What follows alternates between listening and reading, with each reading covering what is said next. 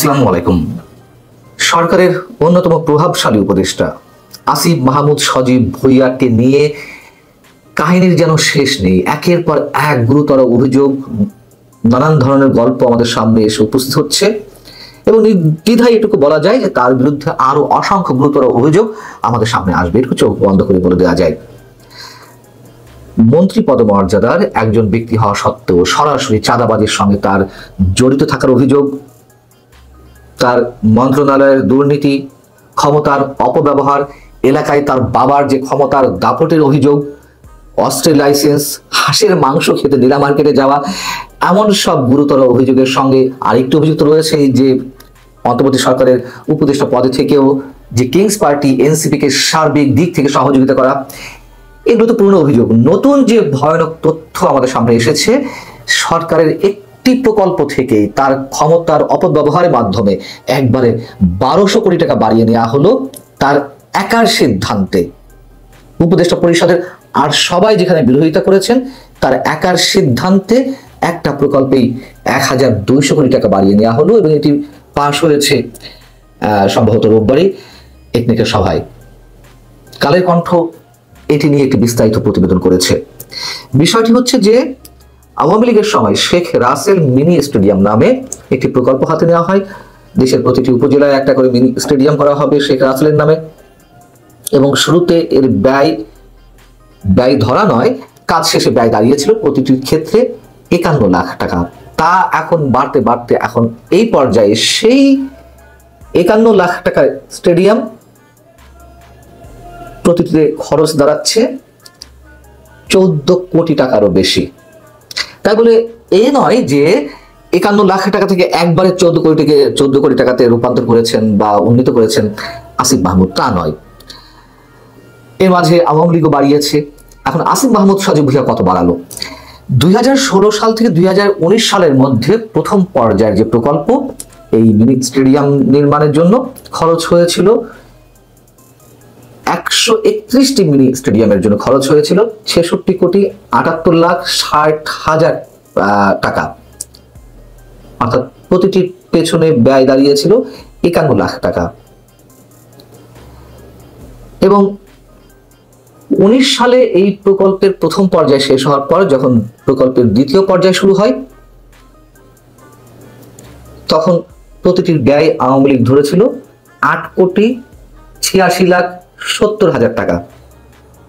আওয়ামী লীগ কি পরিমাণ দুর্নীতি করেছে একবারে 2019 থেকে 2021-এর মধ্যে, 2 বছরের মধ্যে প্রতিটির জন্য 51 লাখ টাকা যেখানে লাগার কথা ছিল, ধরে নিলাম যে সময়ের সঙ্গে সঙ্গে নির্মাণ সামগ্রীর দাম বাড়ে, অনেক কিছু করতে হয়, কিন্তু একবারে 8,86,70,000 টাকা তো হওয়ার কথা নয়। সেটি আওয়ামী লীগ করেছে। নিঃসন্দেহে আওয়ামী লীগ বড় দুর্নীতির অভিযোগ এখানে আমরা দাঁড় করাতেই পারি। অবশ্যই যদি আসিফ মাহমুদ সজীব ভুঁইয়াকে নিয়ে আমরা আলোচনা করি, অবশ্যই আওয়ামী লীগ যে ভয়ঙ্কর দুর্নীতি করা হয়েছে আওয়ামী লীগ সরকারের সময়, এটিও তার একটি প্রমাণ। তো সেই আওয়ামী লীগের বিরুদ্ধে তো এই সরকার খুব উচ্চ কণ্ঠ, দুর্নীতির ক্ষেত্রে 80,000 কোটি টাকার নাকি খোঁজ পাওয়া গেছে, নাকি 40,000 কোটি টাকার খোঁজ পাওয়া গেছে এবং ডক্টর মোহাম্মদ ইউনূস সকাল বিকাল যেখানে তিনি যাচ্ছেন, দেশে কিংবা বিদেশে, সব জায়গায় গিয়ে এই একই গল্প দিয়ে আসছেন। কিন্তু তার সরকারের উপদেষ্টা পরিষদের সদস্যরা কি করছেন? যেই কথিত গণ অভ্যুত্থান বা গণবিপ্লব, তাদের ভাষা অনুযায়ী যা হয়েছে একটা নতুন বাংলাদেশ বিনির্মাণের জন্য, এটি তার নমুনা। আওয়ামী লীগ দুর্নীতি করেছে, অনেক অপকর্ম করেছিল, তো আমরা সারা বছরই বলছি, সারা বছর। কিন্তু আপনারা কি করছেন? যাও, বিষয়টি কি দাঁড়ালো, যখন আওয়ামী লীগ 8,86,70,000 টাকা করলো, সেই কাজ চলমান ছিল, এখনো চলছে ধীর গতিতে। তো আসিফ মাহমুদ সজীব ভুঁইয়া কি করলেন? সেই 8,86,70,000 টাকা ব্যয়ের, মানে প্রতিটির যে ব্যয় হওয়ার কথা, সেখান থেকে তিনি বাড়িয়ে দিলেন একেবারে রাতারাতি দ্বিগুণ। 8,86,00,000 থেকে সেটি দাঁড় করালেন 14 কোটিতে প্রতিটি নির্মাণ ব্যয়। এবং এর সঙ্গে সংশ্লিষ্ট একাধিক কর্মকর্তা কালের কণ্ঠকে জানিয়েছেন যে মিনি স্টেডিয়াম প্রকল্পে অস্বাভাবিক ব্যয় বাড়ার কারণে উপদেষ্টা পরিষদের আর সবাই এটি অনুমোদনের বিপক্ষে ছিলেন।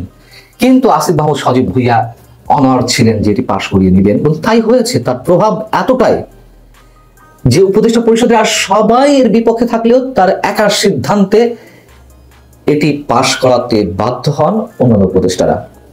এমনকি আরো জানাই আপনাদের যে কমিশন ব্যয় কিছুটা কমানোর পক্ষে ছিল, অনুরোধ করেছিল যে একটু সংশোধন করা হোক, ব্যয় খানিকটা কম ধরা হোক। তাও হবে না, যা বলা হয়েছে, যা করা হয়েছে তাই করতেই হবে। যুব ক্রীড়া মন্ত্রণালয়ের কাজ, সেটিও তার অধীনে। তাহলে মোট কতটি স্টেডিয়ামের জন্য 1200 কোটি টাকা বাড়ানো হলো? আওয়ামী লীগের সময় সিদ্ধান্ত নেওয়া হয়েছিল যে 186টি উপজেলায় 186টি মিনি স্টেডিয়াম করা হবে শেখ রাসেলের নামে। শেখ রাসেল নাম বাদ দেওয়া হয়েছে এবং আমরা জানি আওয়ামী লীগ যা যা করেছে সব উল্টা পাল্টা করে দেওয়া হচ্ছে। শুধুমাত্র যেগুলোতে এখন খাওয়া দাওয়ার সুযোগ আছে, লুটপাটের সুযোগ আছে, সেগুলোই রাখা হচ্ছে। এবং তারই অংশ হিসেবে 186টি স্টেডিয়ামের জায়গায় সেটি আবার বাড়িয়ে নেওয়া হলো যে না, 201টি করতে হবে। ভালো কথা। 201টি স্টেডিয়ামের মধ্যে আওয়ামী লীগের সময় সম্পন্ন হয়েছে 131টি, বাকি থেকে 70টি। কিছু কিছু কাজ চলমান, খুব ধীর গতিতে চলছে। তো মাত্র 70টি, মাত্র বলি আর বেশি বলি, যাই হোক, মোট 70টি স্টেডিয়ামের জন্য 1200 কোটি টাকা তিনি বাড়িয়ে নিয়েছেন। এখন এই মন্ত্রণালয়ের বা এই প্রকল্পের সঙ্গে যারা জড়িত তারা বলছেন না, আগে তো ভূমি অধিগ্রহণের কোনো বিষয় ছিল না ওই সব স্টেডিয়াম করার ক্ষেত্রে, বা নির্মাণ সামগ্রীর দাম বেড়েছে। এইসব অভিযোগ, এইসব অজুহাত আমরা সবসময় শুনি, আর কিছু কারণ থাকতেও পারে। তাই বলে 6 কোটি থেকে 8 কোটি থেকে সরাসরি 14 কোটি মাত্র 2 বছরের ব্যবধানে, আমাদের কি ব্যবহার থাকতে পারে? এদিকে আমাদের স্বরাষ্ট্র উপদেষ্টার কাছে সাংবাদিকদের প্রশ্ন ছিল যে চাঁদাবাজদের বিরুদ্ধে কি ধরনের ব্যবস্থা নেওয়া হচ্ছে বা কি করা হবে। গতানুগতিক মুখস্থ কথা তিনি বলে ফেললেন বুক ফুলিয়ে উচ্চ কণ্ঠে, চাঁদাবাজ যেই হোক না কেন, তার বিরুদ্ধে কঠিন ব্যবস্থা নেওয়া হবে।